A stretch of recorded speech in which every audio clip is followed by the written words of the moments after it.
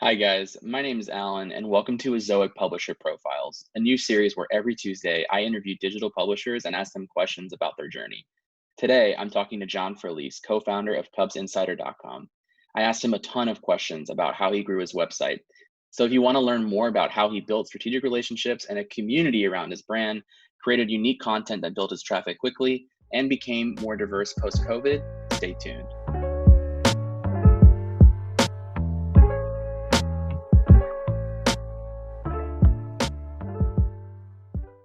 How did your journey begin as a digital publisher? If you want to give us a little background.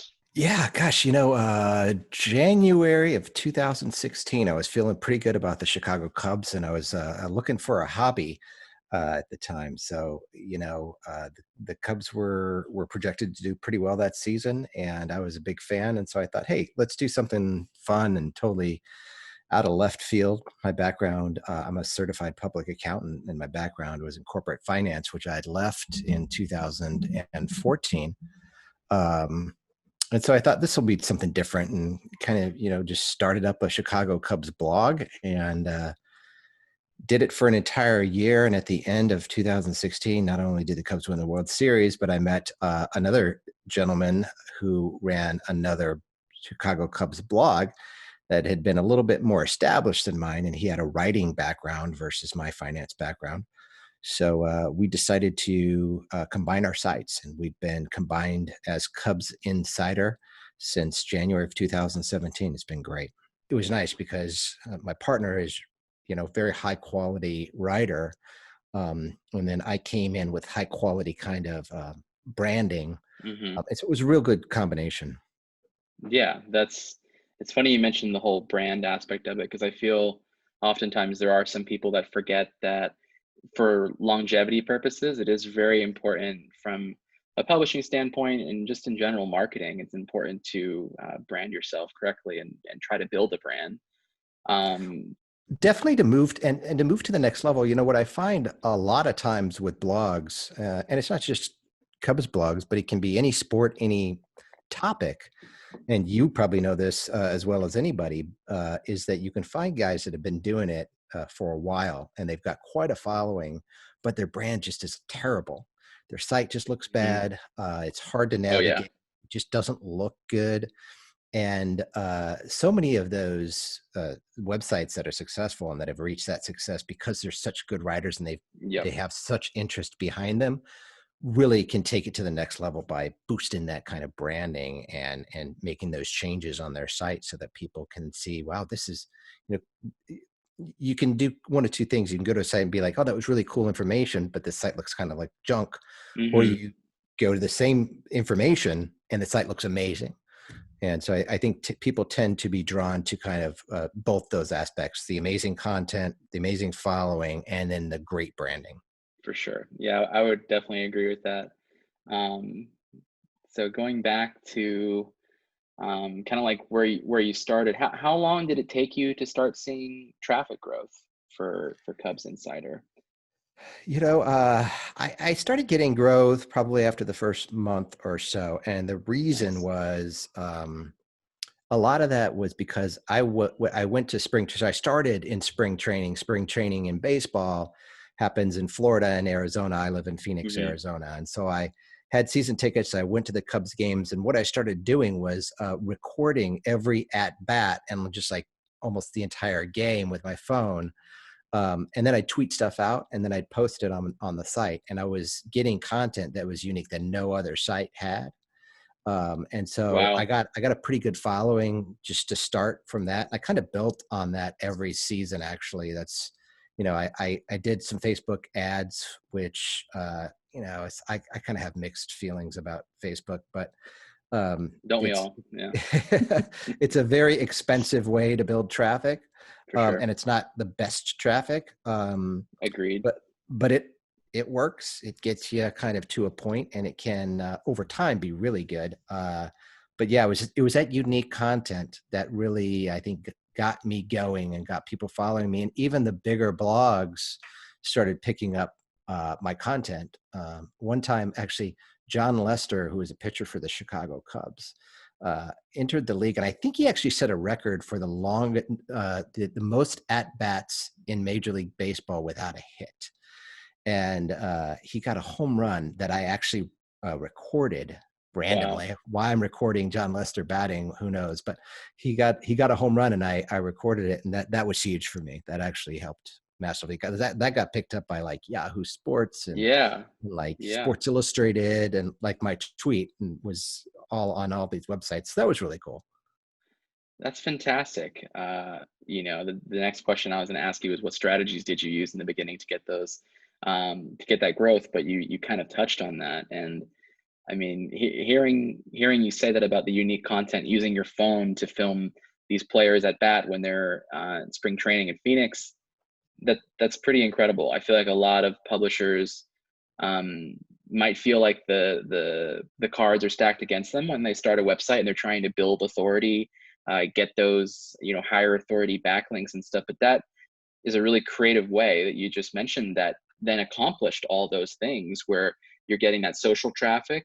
You're getting, when you had that home run from the person who hadn't hit all season or however long, never hit at bat, then all Yahoo Sports, these people that are really huge in terms of domain authority, domain ranking, are then now linking back to your content. I think a lot of publishers could probably take that advice and take those strategies and maybe think creatively and apply it on their own too. Yeah, I mean, that's the biggest thing. I think anyone can buy their way into blogging. If you have enough money to do it, you For can you sure. can pay for Facebook ads, you can pay for advertising on Twitter or whatever. But at the end of the day, it's really trying to establish a unique angle to the content that you're covering. Um, and I mean, what I found is that, a lot of different things get observed over time. Is that, SEO, you could read a lot about SEO, Hmm. and they'll tell you, these are the things you need to do, keywords, things like that. But what I found is we get better SEO when we have a post that's shared a ton, that gets a ton of traffic. So For Google sure. sees that that post is getting a lot of traffic, and their algorithm ranks that post higher. Yep. Um, and so things like that is like trying to just over time observe what's happening with SEO, what posts are getting, a lot more search traffic from Google, and then trying to figure out why. And that's where Azoic and the analytics tool that you guys have is really useful, because when I first got access to the Azoic analytics tool, it was like, well, Hmm. what do I need Azoic analytics for? I've got Google Google Analytics. Analytics. Yep. Well, there's a difference between how you guys measure traffic and report on it, and the things you guys measure and report on versus what you can get in Google. And I think it's not only is it more accurate, I think the insights into yield are also, a lot more valuable to a publisher. What strategies do you use now? Like, how has you talked about kind of where you started? How has that changed now? Are you still, like you said, trying to, like I've always said, SEO is part art, part science, and it seems like you're trying to like test the waters and see what succeeds and what doesn't, which is kind of the best way to go about it. But is there anything that's changed now in terms of strategies, newsletters, things that maybe you didn't do in the beginning that you can touch on? I would say there are things that are at the top of my list. When you say newsletters, that's something that we could do. Just mailing lists. Hmm. That's something that we need to focus on, that we haven't focused on. I think when you first start out, it looks like this huge hill to climb. But the thing is that you can really gain big chunks very Hmm. quickly. And when you do, they're victories, and it feels great, and you gain momentum. But once you start getting up closer towards the top, it's harder to gain those big chunks. And so what happens sometimes, actually, and what has happened to us, especially with the pandemic, is sometimes you actually fall backwards. And that, after you spent years going forward, falling backwards can be a very humbling thing, because when you're doing something that's high growth, it's you kind of get to expect or hope that that growth continues.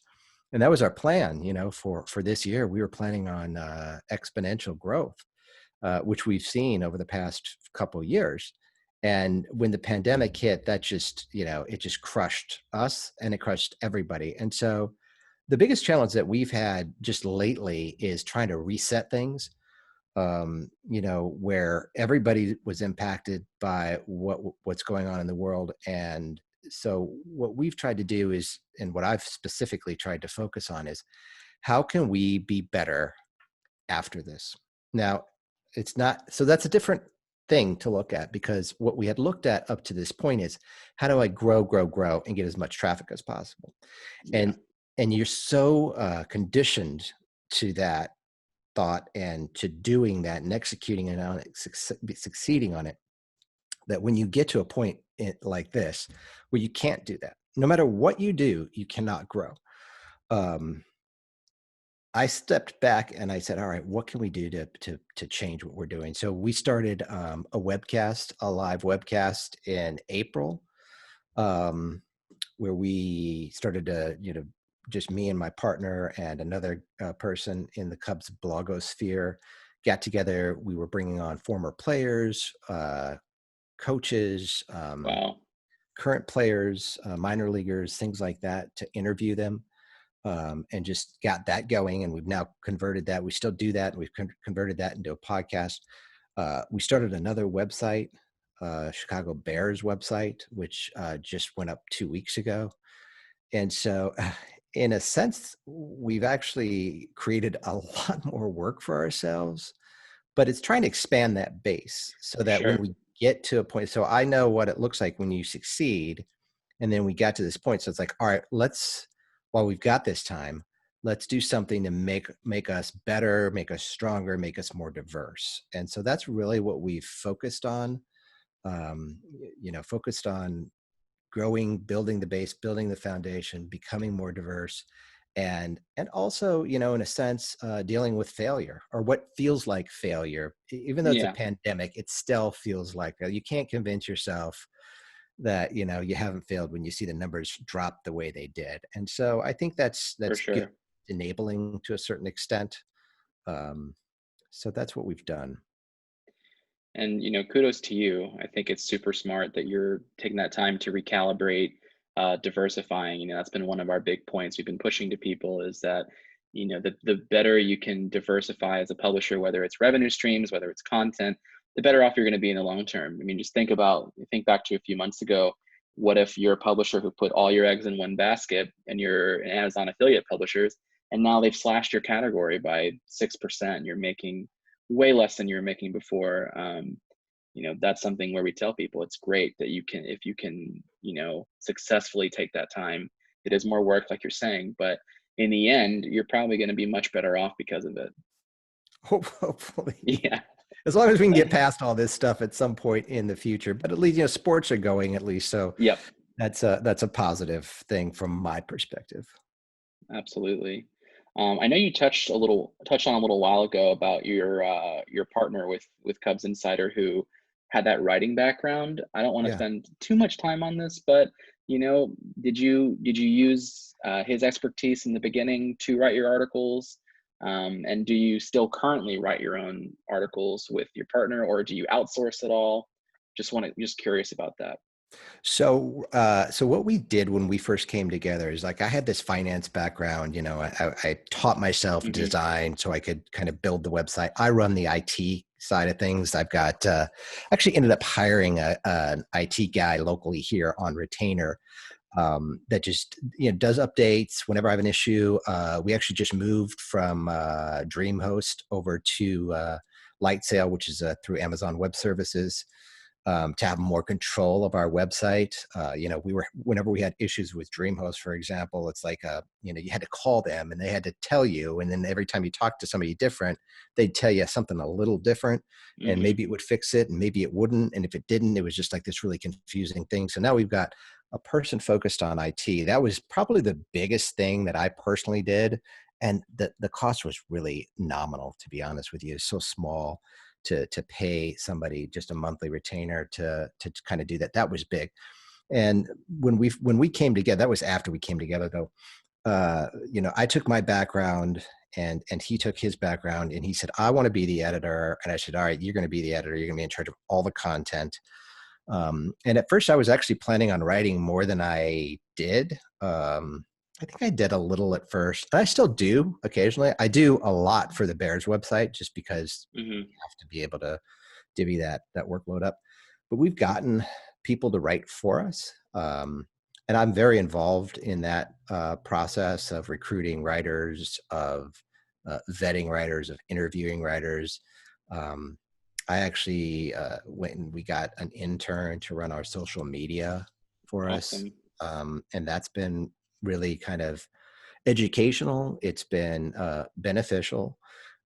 It's just interesting when you go out. There's a lot of Cubs fans, right? So for us, Yeah. it's a little different than maybe somebody who maybe had a product type blog or something like that, there's a lot of Cubs fans who want to be associated with a website. And when you start growing and becoming bigger and people know who you are, then it becomes a lot easier to get people to write for you. So, and Evan, my partner, has a really good reputation just as a writer, as an editor, as just a guy, a good guy. Um, and so, it makes it a little easier for us to get talent. That said, it's not always easy to get, good writers. That process can be difficult. It's not always easy to get somebody who's good at social media. That process Yeah, can also be difficult. So, it's a learning process, I think, more than for anything. sure. That's kind of what I was going to touch on too. About when you said you vetting the writers in that process. Um, have you ever like been burned by a writer, and how in terms of vetting them, how do you monitor your writers for quality, and like how do you know that a writer is delivering good ROI? What does that look like for you? That's an interesting question. In terms of vetting the writers, we'll have them send us writing samples, and Okay.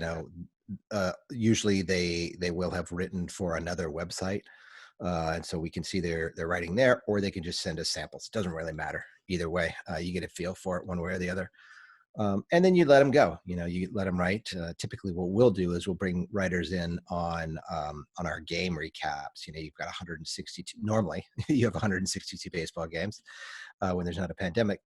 And so we get recap writers who will just focus on writing recaps, and then they'll expand from there. So typically, that's kind of the vetting process. And the recaps are more of kind of a necessary evil for a sports website. It's typically doesn't drive a lot of traffic because it's Hmm. just not unique content. For sure. Um, we've used our recaps in a very, very strategic way to drive traffic, to build SEO, to build our writer pool, and to kind of cultivate our writer pool. So when we have writers that do well there, and you can see over time, right? I mean, like you'll Hmm. always have people who are very enthusiastic at the beginning, but it's like, how do they perform over 6 months? Or the first 3 months, and are they there? Are they the ones that are writing? And then when they do they do a good job? Are they timely with it? When we go in to edit their pieces, what does it look like? And so it's really, we've used that in that way to cultivate and to, kind of get writers up to speed and to develop them. And then in terms of ROI, that's a very interesting question. In what we do, um, we pay all of our writers, which is somewhat unique for a smaller blog, medium sized maybe blog, but Hmm. that's always something that we've wanted to do. So we create a pool, a discretionary pool where we'll distribute payments to them quarterly. And initially we did it based Interesting. on, I came up with this formula, whatever, and it was based on page views. It was based on how much they wrote was a percentage of it, Wow. and then how many page views they generated was also a percentage of it. And what we found, or what I found over time, was that there was no correlation to the quality of writing and page views. And what I meant, that's not necessarily true, because the person who gets the most page views is my partner, and his quality of writing is Yeah. very high. but it was really what got picked up. Was it a topic that was viral? Was the timing like good? Was it something that got picked up on, like Bleacher Report runs Yeah, our stuff? And so there was no real control that we had over what got picked up on Bleacher Report and got, kind of blew up a little bit versus, what didn't. There'd be, it's, you couldn't really reward people based on the real quality of their writing. And for so sure. now we just pay everybody based on how much they contribute, a percentage of what they contribute. Because I think at the end of the day, that's probably the most fair way to do it. So That that's definitely makes sense. Yeah, even from my experience writing for Zoic, a lot of that, what you said bleeds into is true from what I've seen. It's could be a quality piece, but it doesn't have that timeliness, or doesn't get picked up or shared very virally, and doesn't get that same kind of traction that you'd like to see and don't always see, even if it's a quality piece. Um, and then lastly, kind of still on this writing topic, really quick, how much content did you produce in the beginning versus now? And I ask you this because, we've seen a lot of data showing that the most successful publishers over time are the ones that are able to kind of produce more, to scale more. Quality is very important, but the numbers don't lie. Typically, it seems like publishers that can produce a lot of content in a year tend to grow a little more than publishers who don't. absolutely.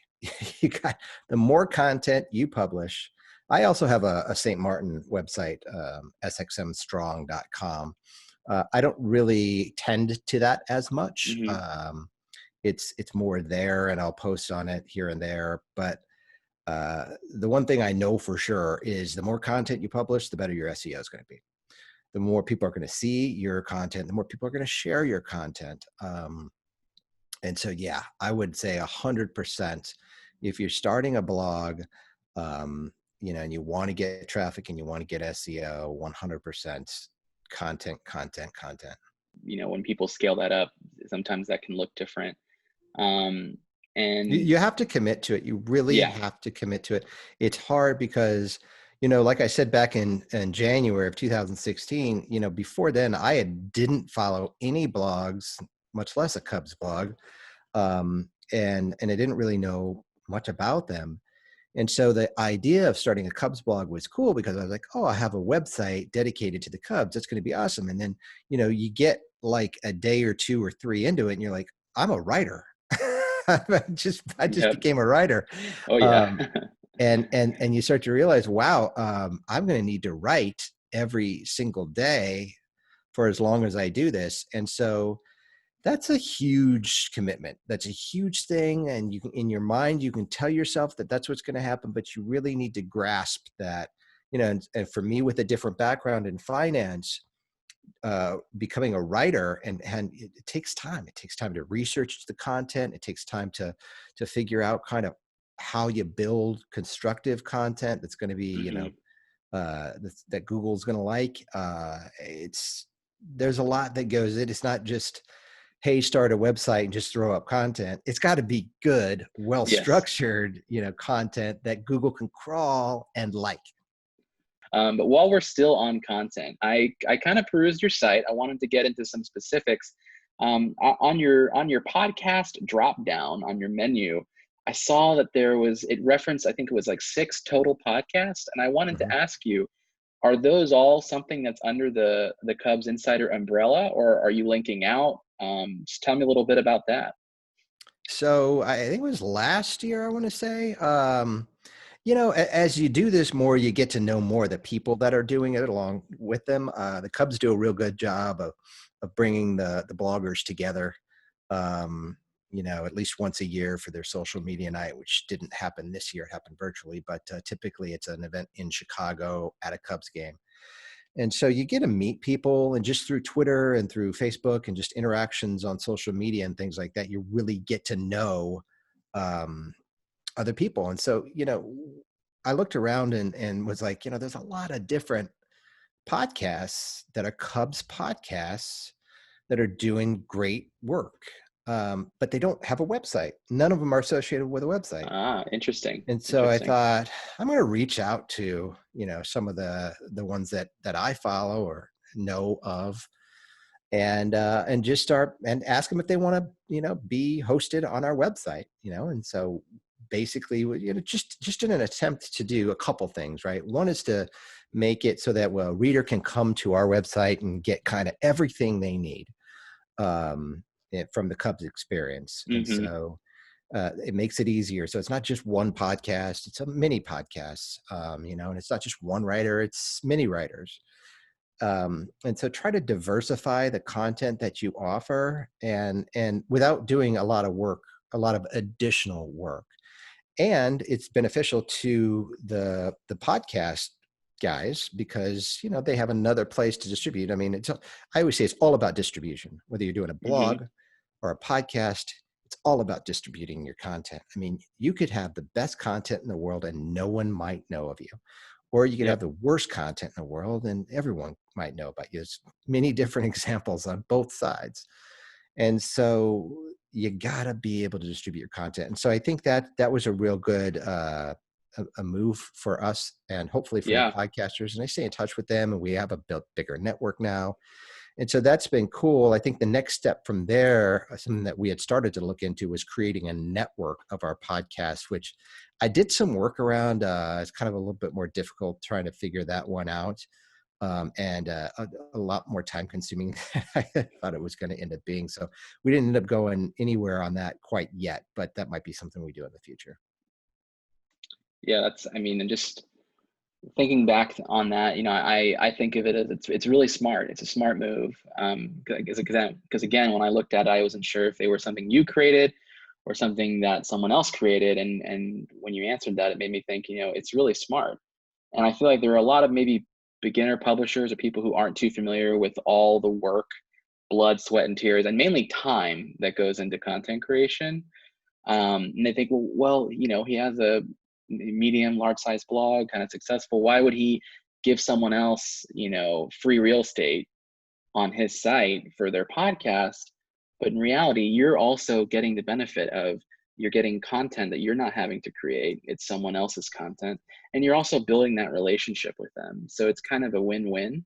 And I think a lot of publishers can learn from that it's not so much always about, you know, what can I gain from this right now? But like you said, you want to make it a one-stop shop for all the Cubs fans, where they can get all that content in one place. This allows you to do that. You're not creating the content yourself. And you're also building a relationship with other people who are Cubs fans. So it really hits on three counts. And I think that's really, really smart, from a content standpoint, for sure.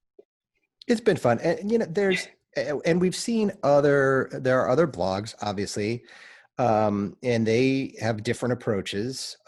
We try to be, more than I think any other Cubs blog, very inclusive of other Cubs fans. So we try to be a place where if you're a Cubs fan and you can write, um, you know, come over, check it out, write for us if you want. So we've got a lot of writers, a lot more writers than most of the other sites do. And then, the podcast trying to get, so it's just trying to create that community around the Cubs more so than, obviously we want our content to be delivered. We want our content to be known. I mean, like we partnered with, we have an affiliate relationship with a local Chicago Cubs merchandise store that's right across the street from Wrigley Field. What we had done originally is we went to Fanatics like everybody else does. And Fanatics, very easy. You can go and sign up Hmm. for an affiliate relationship with them and you get a certain percent. And I thought, why don't we just do that? I mean, there's a Cubs store right across the street. They ship, they have a website, they've got all this, and it's local. And so we've done that. We don't use Fanatics anymore. We only use Sports World Chicago. And again, it's around, let's try to be a real Yeah. local website. And I think it adds to the brand too. And that was something I was going to ask you on top of the podcast question was I saw there's like a merch, area for your website. And is that what you were just talking about just now? That Yeah. relationship with them? Yep. Yep. I think there are people who concentrate probably on it more than we do. I think there's only so many things you could do in a day, For sure. so Yeah. that kind of becomes part of the issue too. And like I told you before, we started the podcast. I just went for a run, so that takes time too. And Yeah. so, I've got my kids downstairs who are doing school. Luckily, my wife is at home. And so, you got to balance everything out too. So, but I would say in terms of, affiliate relationships, yeah, I mean, it can be a good thing. You can definitely drive revenue. There are, you can get an affiliate with Amazon and with, all sorts of different businesses. Almost any business has an affiliate program where you can earn, probably 8 to 15% commission. And so it's a good thing to do. I think that there are a lot of websites that I've seen, a lot of blogs that focus a lot more on that than we do. Um, and I always looked at starting our blog as being something where, I that'd be something that we'd worry about later. But what I wanted to focus on the most was distribution. Like I had said earlier, was Hmm. getting the content distributed, getting people to come to our website, building the website, getting the page views. And then once you have that set, it takes a lot longer than you think. But once you have it set, Yeah. then you could start to focus on the affiliate stuff and the sales. And that's something we could definitely do better. But yeah, I mean, it's certainly something that if you're starting a blog, you should do right away.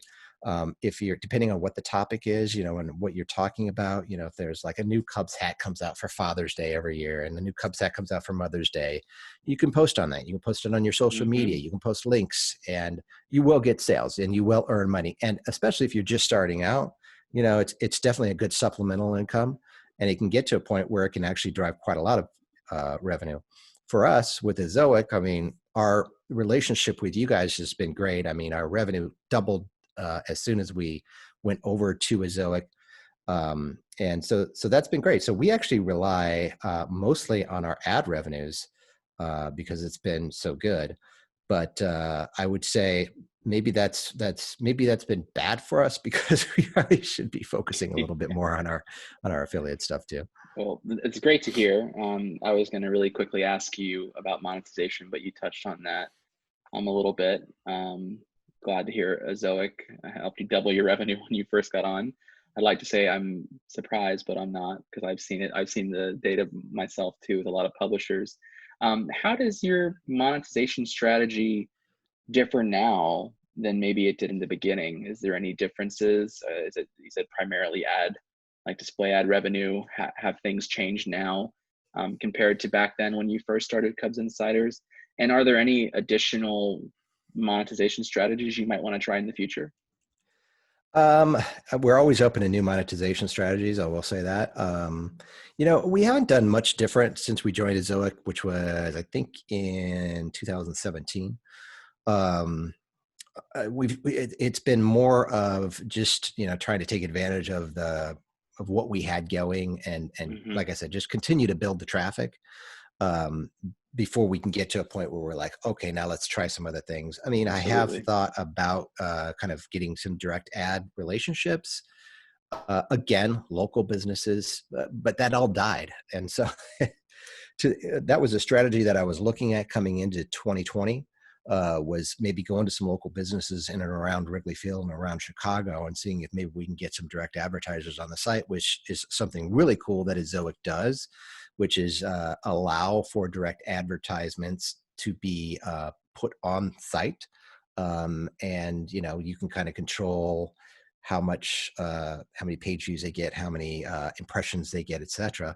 And so you can sell that same way. And so it's Hmm. definitely something that in the future we want to look towards, which is supplementing our advertising right now through Ezoic with direct ads. Um, but I think there's a whole lot you can do. And again, that's the once, like I said, background in finance coming into this, not really knowing what was going on. So once I met Jan, who is my rep at first from Ezoic, it was just such a wealth of knowledge that he brought to the table, and it gave me the ability to kind of offload some of that and still grow without having to learn and do all Hmm. this other stuff. And so, yeah, the revenue has been growing, and the knowledge base is there, and it's nice to be able to learn whenever I have a time And then when I don't have time, to be able to say, hey, can you just do this? and and Absolutely. so Yeah. Offered uh, some of that. Zoic's been an amazing partner in that way, and that's exactly what I would call them, is a business partner. It's not just, a company like AdSense, for example. You know, AdSense, it's a black box. Which is what I used when we first started, where you start, putting ads on your site, and you start getting payments, but you don't know why, you don't know how. I mean, they send you a check, but you don't really understand anything about it. And that was the biggest relief when I came to Azoic was, what I went to your annual meetings in San Francisco, and learned a ton, met fellow publishers who Hmm. told me all sorts of things that I, like you said, SEMrush and just other things that I had no idea about. And so it's just the ability to have a business partner that has resources, that connects you to those resources, versus like AdSense, which is, a way to earn revenue, but you've got to do everything yourself. What's one specific thing that you did, like a strategy, whatever, that didn't work? Can you speak on that? Strategy that didn't work. Wow, Or that's just an interesting anything question. in general? Is there something that you did in your journey with Cubs Insider that you thought, well, dang, that didn't turn out the way I thought it would? That's a very interesting question. I'd have to really think about that. I mean, I would kind of frame it this way. I would say, Okay. there hasn't been anything that's failed miserably. I mean, there have been aspects of the site, like I created a player page that Okay. took a whole lot of time to do, that didn't really get any traction or page views, and was kind of a waste of time. But it's like, That's good there's not knowledge to learn. Yeah, that's there important. is, but So there's nothing you can do that you won't learn from. And so that was something that you're like, all right, hey, I'm just learning what people like absolutely. and Yeah. where you spend time, and kind of time as a percentage of revenue. It's like, Yeah. if I spend 10 minutes here, I'm going to earn X. If I spend 10 minutes here, I'm going to earn Y, which is more.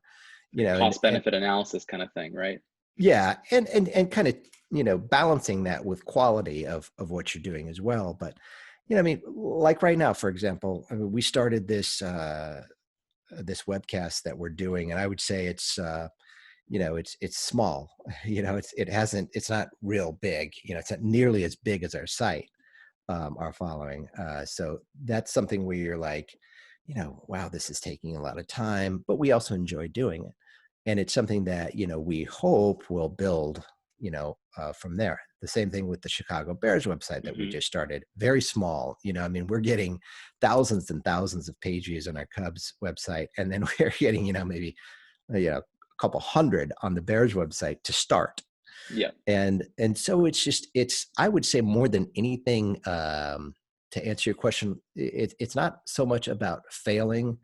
It's about, when you do things that don't succeed right away, that doesn't mean they don't work. And that's been the biggest lesson, I think, any that I've learned, and that any blogger can ever learn, is that, I look at it as like building a foundation. It's like, I always compare it to, the drip drip drip of water over time. The drip drip drip of water, no, granted, it was a river, created the Grand Canyon, right? And so you have to have time and pressure. And with that, that means you've got to be able to endure the pressure, first off, but you've Hmm. got to be able to realize that what you're doing at the very beginning. I mean, when I first started my blog, my wife was the only person that read it. you know and so, and I never would have imagined it would have grown as much as it did, and then a lot of that was because of the combination with Cubs Insider. But at the end of the day, it's that you need to make decisions, you need to do things that make sense to you, and you need to be repetitive in the nature in which you do that, and understand that success doesn't come right away. It takes a lot of hard work, a lot of patience, and a lot of failure. But I think, I haven't had any failure with our blogs that I could say That's a good wasn't thing. a I'm glad learning to hear that. experience. I hope most publishers are like that too. It's a good thing if you've had a pretty, not any huge failures you can think of. I think it's a great thing. So Yeah, I mean, you kind of, part of me wants to leave it at that because I think your advice to publishers there about building that foundation and being repetitive in the things that work and realizing that success isn't going to happen overnight. I think that's a good little parting wisdom. So All right. yeah, well, John, I really appreciate you talking to me today. Yeah, it's been great. Thank you Thanks, for man. being our first publisher profile that we're highlighting, and Cool. I, It's I been wish my you pleasure. success. Yeah, I wish you success with your blog, and I hope to talk to you soon. Thank you guys for watching. If you want to follow John's work or just a Cubs fan, the website is www.cubsinsider.com, or you can follow their Twitter @RealCubsInsider. And we'll see you guys next Tuesday.